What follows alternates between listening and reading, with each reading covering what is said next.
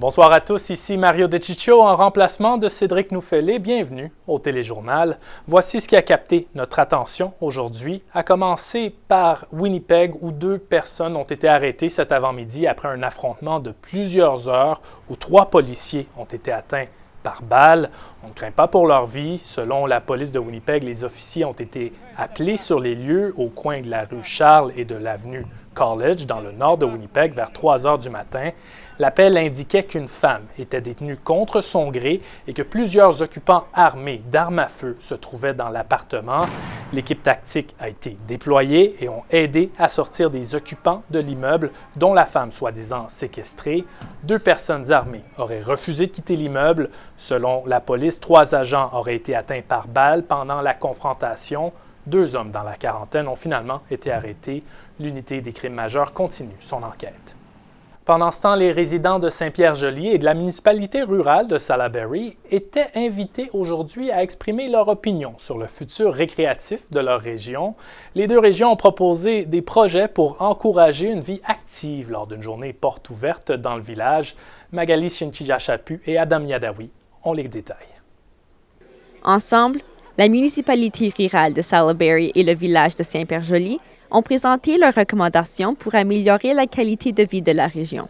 Des recommandations telles que la rénovation de l'aréna de Saint-Malo, de celle de Saint-Pierre-Joli et des changements au club de curling de Dufrost et Otterburn.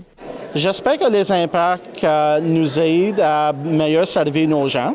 J'espère que ça invite des nouveaux gens et qu'on puisse améliorer la vieille infrastructure. Ce partenariat entre la municipalité et le village est une collaboration rafraîchissante pour les résidents de la région. Qu'est-ce que moi je trouve qui est fantastique, c'est que le RM puis le village veulent travailler ensemble. Ça fait longtemps que ça semble qu'ils se battent au lieu de travailler ensemble pour améliorer les services de récréation. Les participants ont eu l'occasion d'exprimer leur opinion face aux propositions. La plupart se disent satisfaits des changements potentiels, mais ils ont tous leurs propres questions. Alors ici, je trouve qu'il y a beaucoup de manques. On est beaucoup de personnes qui sortent en dehors comme cela pour faire ces programmes-là. J'aurais vraiment voulu avoir vu les options pour baseball parce que notre club a agrandi. C'est prometteur, mais le financement est toujours une grosse question. Ici à Saint-Pierre-Joli, le village a déjà commencé des petits travaux pour débuter la rénovation de son aréna. Le projet, estimé à près de 26 millions de dollars, le financement n'a pas encore été sécurisé. La direction générale du village espère que le tout se réalisera d'ici 4 à 5 ans. Ici Magali Chinchilla-Chaput, Radio-Canada, Saint-Pierre-Joli.